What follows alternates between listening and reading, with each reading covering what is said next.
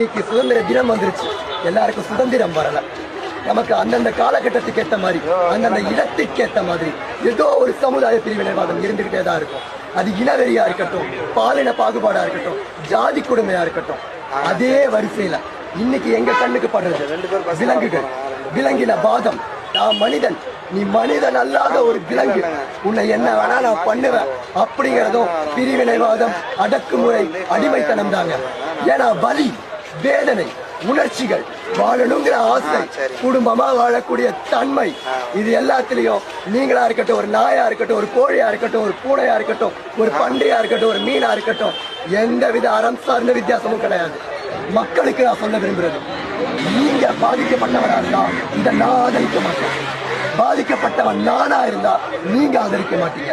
அப்ப அதே வலி வேதனை உள்ள எந்த ஒரு விலங்குகள் நடந்தாலும் அதை நம்ம ஆதரிக்க கூடாது.